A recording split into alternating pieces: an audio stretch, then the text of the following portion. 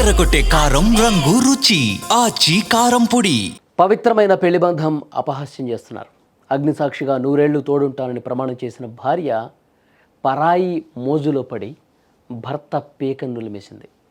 అక్రమ సంబంధానికి అడ్డుగా ఉన్నాడని కట్టుకున్న వాడిని పక్కా స్కెచ్తో కాటికి పంపించేసింది. అనకాపల్లి జిల్లాలో వెలుగు చూసిన ఈ కిరాతక ఉదంతం వింటే నిజంగా ఒళ్ళు గగురు పొడుస్తుంది. అనకాపల్లి జిల్లా చీడికాడ మండలం తురువోలు గ్రామానికి చెందిన డేగల చిన్న కొండమ్మలది 15 సంవత్సరాల నాటి బంధం.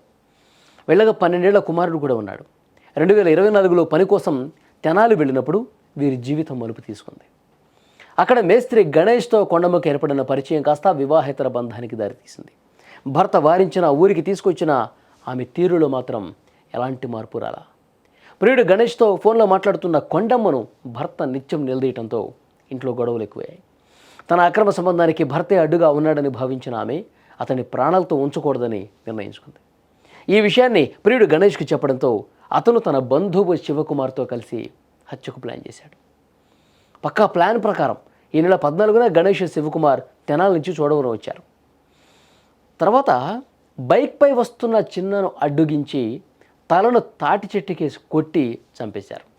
చంపేయటమే కాదు, పోలీసుల్ని తప్పుదో పట్టించేందుకు ఆ మృతదేహాన్ని బైక్ పక్కన పడేసి ఇది ఒక రోడ్డు ప్రమాదంగా చిత్రీకరించే ప్రయత్నం చేశారు. పైకి ప్రమాదంలా కనిపిస్తోంది, కానీ పోలీసులకి అనుమానం కలిగింది. అనకాపల్లి డీఎస్పీ శ్రావణి ఆధ్వర్యంలో రంగంలోకి దిగారు పోలీసులు. లోతుగా విచారణ చేశారు. మృతుడి భార్య ఫోన్ కాల్ డేటా, స్థానికుల సమాచారంతో మొత్తం బయటకు వచ్చింది. భర్తను రోడ్డు ప్రమాదంలో కోల్పోయానని నాటకమాడిన భార్యే మొత్తం ఈ హత్యకు సూత్రధారి అని తేలటంతో బంధువులు, కుటుంబ సభ్యులు, స్థానికులు షాక్ అయిపోయారు. ఇవాళ సమాజంలో ఇలాంటి ఘటనలు పెరిగిపోతున్నాయండి. ఎన్సీఆర్బీ గణాంకాల ప్రకారం దేశంలో జరుగుతున్న హత్యల్లో వివాహేతర సంబంధాలే ప్రధాన కారణం. రహస్య బంధాల వల్ల నేరాలు రోజురోజుకి భయంకరంగా తయారవుతున్నాయి. హైకోర్టులు కూడా ఇదే విషయం చెప్పాయి. నమ్మిన వాడిని నట్టేటా ముంచేస్తున్నారు, వికృత పోకడలకు పోతున్నారు, చంపేస్తామన్నారు. కానీ దీనికి అడ్డుకట్ట ఎప్పుడు పడుతుందో తెలియదు. Anakapalli district Anakapalli sub division లిమిట్స్లో Chidikada police station, Kotapadu circle Chidikada police స్టేషన్లో ఇనీషియల్గా 304A సెల్ఫ్ యాక్సిడెంట్ కింద రిజిస్టర్ చేశాము ఒక క్రైమ్.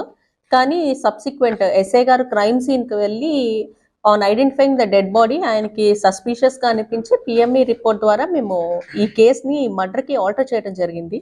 దీంట్లో తెలిసింది ఏంటి అంటే, going in to the facts, ఎవరైతే డిసీజ్డ్ ఉన్నాడో డిసీజ్డ్ వైఫ్ ఎవరైతే ఉందో A1 కొండమ్మ, ఆమె ఈ తెనాలికి ఈ కూలి పనులకు వెళ్ళినప్పుడు A2 ఎవరైతే ఉన్నాడో అతనితో పరిచయం ఏర్పడింది. ఆ పరిచయం ఒక ఇల్లిసిట్ రిలేషన్ కింద కన్వర్ట్ అయ్యి సబ్సిక్వెంట్ గా వీళ్ళిద్దరూ ప్లాన్ చేసి ఈ హస్బెండ్ ని చంపటానికి అనేసి అనుకున్నారు. దీంట్లో భాగంగానే ఎవరైతే A2 ఉన్నాడో A3ని తీసుకుని, శివకుమార్ని తీసుకుని ఈ చీడికాడ పోలీస్ స్టేషన్ లిమిట్స్ కి వచ్చి భోగి రోజున ఈవిడితో కలిసి వెళ్ళి ఈ డిసీజ్డ్ ఎవరైతే ఉన్నారో అతన్ని ఈ తల తీసుకెళ్లి తాడి చెట్టుకు కొట్టి తాడుతో మెడ బిగించి చంపటం జరిగింది. తద్వారా అతను చనిపోయాడు. సబ్సిక్వెంట్ గా వీళ్ళిద్దరూ తెనాలి వెళ్ళిపోయారు. ఈ లేడీ ఇంటికి వచ్చేసి ఈ హస్బెండ్ కనిపించట్లేదు అని చెప్పి మనకి చెప్పడం జరిగింది. తద్వారా విలేజ్ ఎల్డర్స్ వీళ్ళంతా వెళ్ళి సర్చ్ చేస్తే ఈయన బై యాక్సిడెంట్ చనిపోయినట్టు ప్రొజెక్ట్ చేసింది.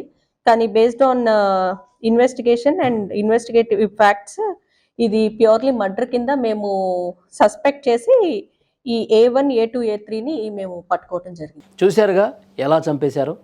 కట్టుకున్న బంధం కంటే పరాయి మోజు మిన్నా అనుకుంటే చివరకు జైలు శిక్షలే మిగులుతాయి. పచ్చని సంసారంలో మూడో వ్యక్తి ప్రవేశం మృత్యువుకు ఆహ్వానం లాంటిది. ఈ ఘటన ఇంకోసారి ప్రూవ్ చేసింది. క్షణికావేశంలో చేసే తప్పులు ప్రాణాలు తీయటమే కాకుండా కన్నబిడ్డల భవిష్యత్తును కూడా అంధకారం చేస్తాయని ప్రతి ఒక్కరూ గ్రహించాలి.